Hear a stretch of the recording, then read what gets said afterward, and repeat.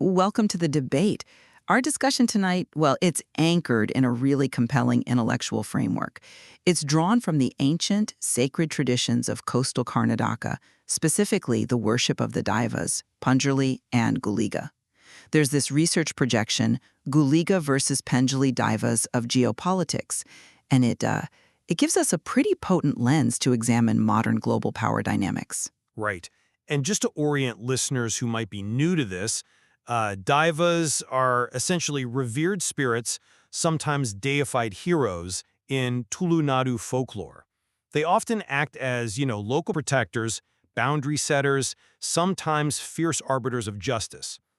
Panjurli is typically seen as the merciful one, nurturing, often linked to a tiger, concerned with the harvest, collective well-being. Whereas Guliga, by contrast, is the fierce one, the enforcer, the boundary setter whose, let's say, wrath ensures order and law. Exactly. So the central idea we're digging into here is reframing these two forces. Panjurli, the nurturer, symbolizing socialism rooted in compassion, consensus, welfare. And Guliga, the enforcer, embodying the spirit of capitalism, decisiveness, command, those often unforgiving market forces. So the crucial question really before us is this: which of these two spirits is the dominant driver of the world today? And maybe more importantly, looking ahead, which spirit is truly the necessary force, the one that will sustain human society in the future? It's a big question. It is. And tonight, I'll be arguing for the decisive, maybe unavoidable, necessity and dominance of Guliga, the enduring spirit of capitalism and command. And I'm coming at it from, well, a different angle. While Guliga might seem to hold the immediate reins of power, commanding the present economic structure, I'm going to argue that it's Panjurli, the spirit of socialism, and I think true sustainability that provides the essential endurance, the ethical foundation required for the long-term human project. Okay. Well, let me lay out my core thesis then. Is that Guliga represents the non-negotiable decider in contemporary geopolitics and global economics. I mean, we're talking about the movement of massive capital flows, setting national courses. That process doesn't really rely on patience or, painstaking consensus building. It operates on raw, efficient power and swift, calculated decision-making. Guliga's strength isn't just brute force. It's a kind of ruthless, impartial justice, the spirit of the market, maybe, that creates through destruction, relentlessly setting and enforcing the boundaries of competition.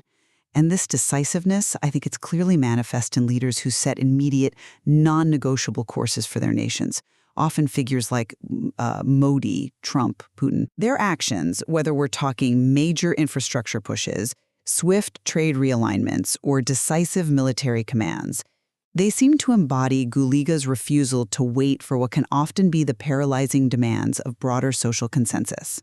Guliga, simply put, is the necessary fuel for an economy that values immediate, powerful results. That's certainly a powerful image of Guliga's role, but I would argue that efficiency and speed, especially when they're divorced from ethics, well, they become self-defeating, don't they?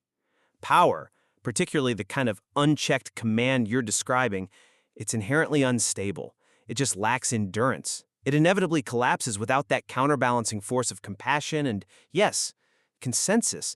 My thesis is essentially this. While the world might seem to follow Guliga's fiery lead today, it's actually Panjurli's persistence, its ethical underpinning, that commitment to the collective that prevents the whole system from just disintegrating.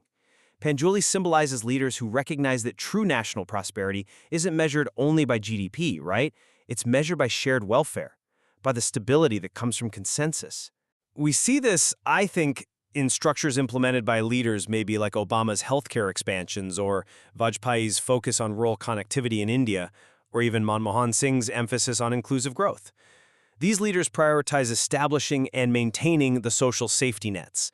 Those nets ensure Guliga's rapid actions don't completely fracture the societal base. So, if we're looking for sustainability, Panjurli has to be the bedrock. Okay, but I want to focus immediately on the most, let's say, tangible manifestation of global power: crisis management. You talk about stability and endurance, but stability becomes irrelevant if a crisis just breaks the system entirely. In moments of extreme duress, war, sudden financial crashes, pandemics, who Daiva truly steps forward? I maintain it's always Guliga, and maybe Guliga alone, who is indispensable in that short run. These are the moments when pure capitalist drive and, yes, singular, strong leadership push through essential, rapid change. Think about the decisive interventions needed during the pandemic, that immediate, massive public-private push for vaccine development, or the rapid, trillion-dollar market stabilizations that were necessary back in 2008 to stop a complete meltdown. These actions, they often require painful austerity or rapid deregulation. They are the fiery verdicts of Guliga. They ruthlessly prioritize survival and order. Panjurli's characteristic patience that focus on consensus, while it sounds virtuous, it's often correctly perceived as paralysis when the clock is ticking. You just can't debate a market crash. You have to command a response. I see the immediate utility, I do, in Guliga's, let's call it, surgical action. But we have to analyze the long-term fallout. What's the cumulative cost of constantly relying on these fiery verdicts? Guliga's version of capitalism, when it's untethered from Panjurli's compassion, inevitably leaves scorched earth behind. We've seen this, haven't we? Acutely in the widening inequality gaps, the systematic destruction of the environment driven by those immediate profit mandates, and the escalating social unrest that stems from putting efficiency over human welfare. We're constantly forced to address the externalities of Guliga's actions. Panjurli's path, investing in robust welfare systems, social housing, patient diplomacy, yeah, it might be slower, but it builds genuine resilience. It creates the societal shock absorbers that prevent the system from shattering under the strain of the next inevitable crisis. The decisiveness you admire in Guliga's short-term wins often requires generations of Panjurli's remedial work just to keep the world structurally sound. So, Guliga might be great at triage, but Panjurli is necessary for, lifelong health. See, your focused on remedial work implies Panjurli is just a corrective force, only needed to clean up Guliga's mess. I'd argue Guliga is the primary essential driver of prosperity itself. Let's just look at the historical drivers of national success. Where do empires, sustained global influence, great economic surges, where do they originate? The rise of the world's great economies, the U.S. post-World War II, modern China's ascent, or even the recent rapid growth in India driven by massive infrastructure investment, these didn't spring from socialist dreams focused solely on distribution. They were forged in the highly demanding, risk-tolerant environment of capitalist drive, spurred by Guliga's relentless fire, that desire for boundary enforcement. Guliga's justice, in this sense, means rewarding risk and punishing inefficiency. It's the economic momentum from this decisive, often brutal process that creates empires and sets the global trajectory. The market's ruthlessness, arguably, is what creates the wealth, which then, perhaps, can fund welfare. I'm sorry, but I just don't buy that definition of success measured purely by scale and economic momentum. Yes, I acknowledge Guliga's fire builds these colossal structures, but the historical record is pretty clear. These very empires, Roman, British, even contemporary economic superpowers, they fail, inevitably, the moment they ignore Panjurli's core demand, the equitable distribution of resources. Structures built solely on Guliga's drive, they consume themselves through internal friction, through rot. That relentless pursuit of profit without a corresponding investment in collective welfare leads to revolutions, collapse, or at least sustained periods of devastating instability. If we're looking for a true model of enduring, high-quality prosperity and stability, we really have to look at, say, the social democracies in Scandinavia. These are systems that deliberately tempered Guliga's drive with Panjurli's deep commitment to equality. They prove that true success doesn't require consuming everyone else, it requires caring for your own, ensuring societal cohesion. Those states demonstrate that Panjurli can drive prosperity.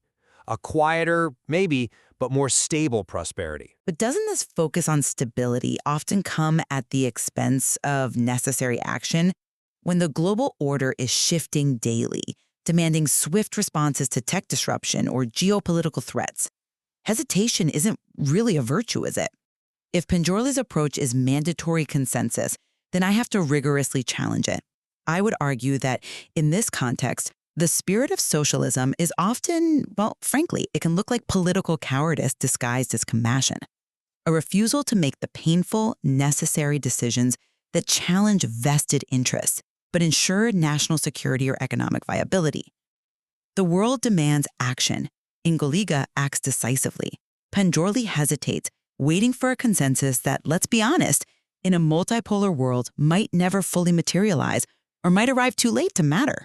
That's a strong charge, but I think it fundamentally misunderstands what Panjurli actually offers. I'd retort directly, your version of capitalism is too often destruction disguised as strength, acting without foresight, confusing sheer speed with actual strategy.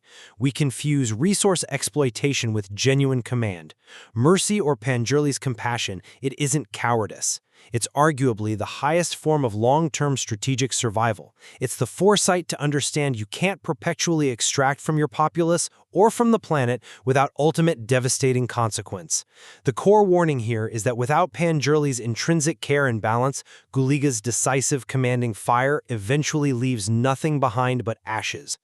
Leaders who embody Panjurli recognize that the true measure of strength is the capacity to endure and rebuild, not just to strike fast. And this brings us to a really fascinating point, which I think requires us to look back directly at the source material, the traditions themselves.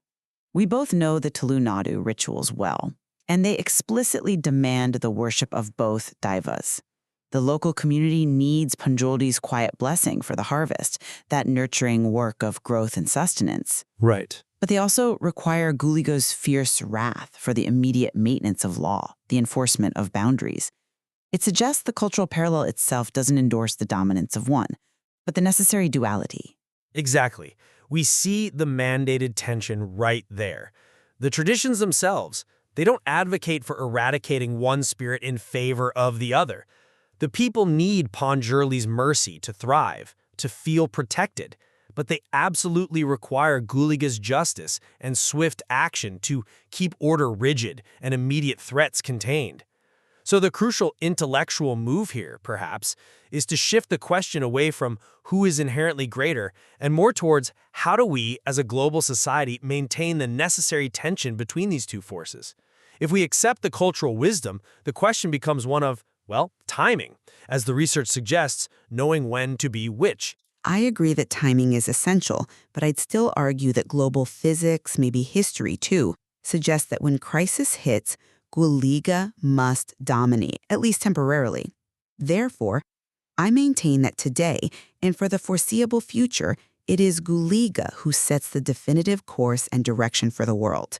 Through the necessary swift action, the relentless economic drive provided by the capitalist structure, that willingness to enforce immediate boundaries, prioritize efficiency, global problems get addressed quickly. Decisive boundaries are enforced. The demands of complexity, of rapid change, they mean that timing often mandates a temporary necessary dominance of the enforcer spirit. And I would counter that Panjurli ensures the system we inhabit is actually worth the effort in the first place. Panjurli provides those foundational elements, mercy, stability, equality, that prevent Guliga's often overwhelming short-term decisiveness from collapsing into, well, terminal self-destruction. The leaders who build consensus, who nurture the foundations, they ensure the structure has deep, enduring roots, not just speed and surface shine. This duality, as you said, reflects the wisdom we see in the Tulu culture and maybe even within ourselves. The source material, and indeed the broader tradition, seems to instruct that success, whether for a nation or even an individual in their career, as some researchers like Dr. Sudheendra might explore, comes from mastering that timing, knowing when to embody Guliga for decisive command and when to embrace Panjurli for compassionate, sustainable action. A very worthy reflection, I think, on a framework that demands balance, even as we sit here arguing over who must lead.